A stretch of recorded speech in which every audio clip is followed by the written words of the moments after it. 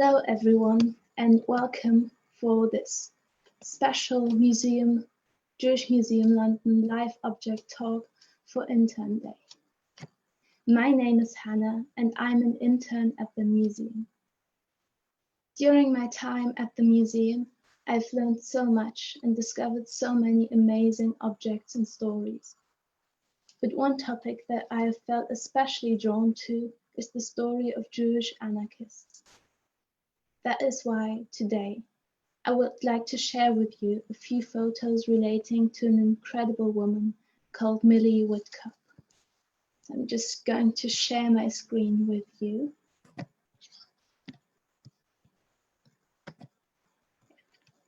On this photo, taken in 1914, you can see Milly with 4 other female members of the Federation of Jewish Anarchists in London. Milly is seated on the left. She was an anarchist, a feminist writer, and an activist, and we are fortunate to have several photos of her in our collection. Our collection consists of over 40,000 objects showcasing the diversity of Jewish life and history in Britain and abroad. But first of all, what exactly is anarchism? While we may have all heard the word in different contexts, it is always good to get on the same page. Well, anarchism is a political theory and philosophical school of thought. It questions the legitimacy of an authority in society. The theory is that humanity functions best in a society that is built on individual liberty. That means, according to anarchists, there should only be little official organization, never mind a hierarchy, and people should work together freely and according to their own wishes. There are many anarchists with Jewish origins, but there is also a distinctly Jewish branch of the movement. Many anarchist works were published in or translated into the Yiddish language. As Jewish anarchists came from many different countries, there has always been an internationalist character to Jewish anarchism. Most Jewish anarchists were and are irreligious, but a religious Jewish anarchism that combines radical anarchist ideas with Jewish traditions also exists. Just like with every school of thought, there are countless different interpretations. One interpretation that was popular and that Milly Witkop was attached to is anarcho-syndicalism.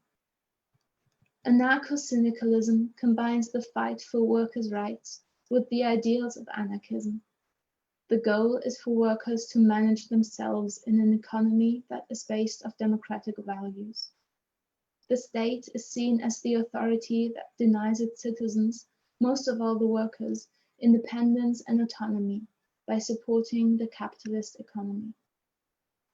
This photograph, back from 1914, to me is of great importance because it shows that even back then, philosophy and political activism weren't male fields, even though that is certainly the way it was portrayed to the public.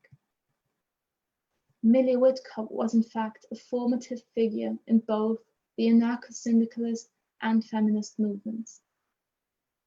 Born in Ukraine in 1877 to a Jewish Ukrainian Russian family, she emigrated to the UK at the age of 17.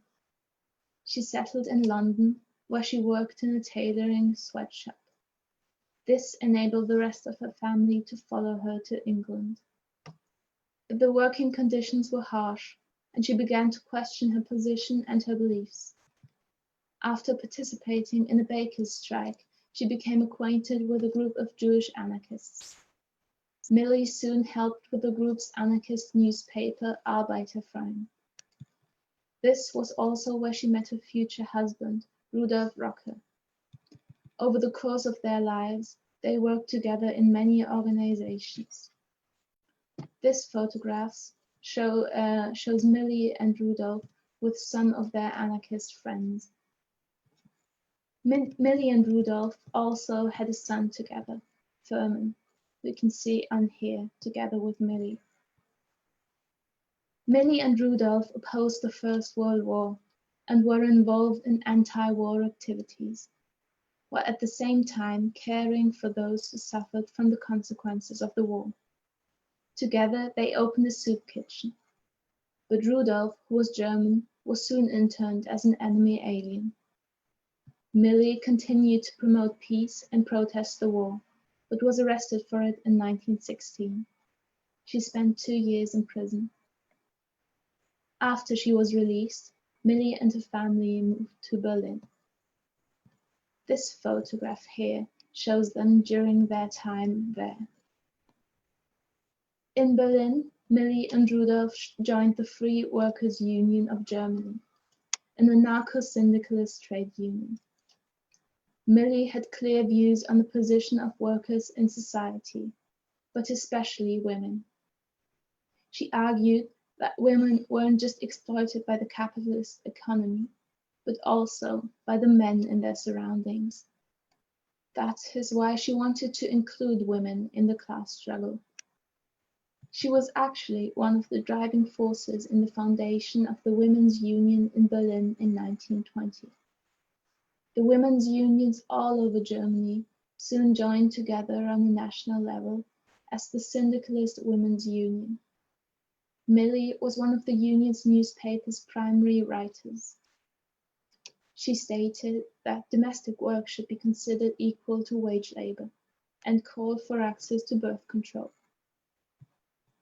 But with the rise of the Nazi Party in Germany, Milly grew increasingly worried. Finally, in 1933, she and her family fled to the US. They continued their political work in the US, educating Americans about the Spanish Civil War. In 1937, Milly and Rudolph moved to the Mohegan Colony, an anarchist community at New York's Lake Mohegan. Milly died in 1955 after suffering from breathing difficulties.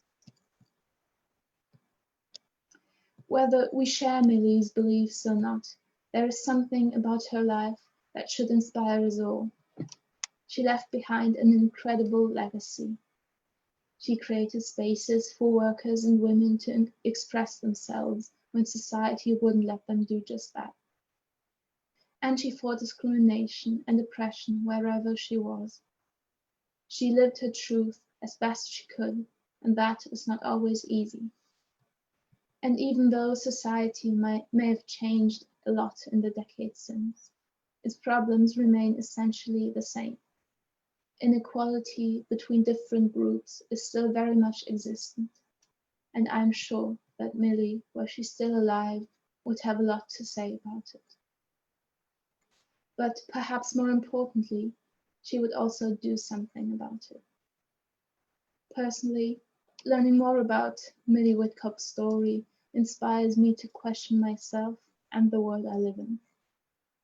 There are so many social issues to consider, so what can I do to make a positive impact in society today?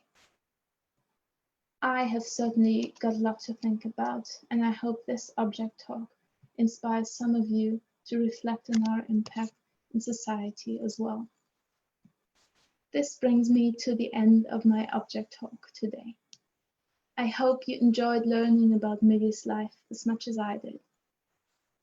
Join us next week on Wednesday, when my colleague Lisa will be doing a live object talk on the theme of remembrance. Until then, thank you and goodbye.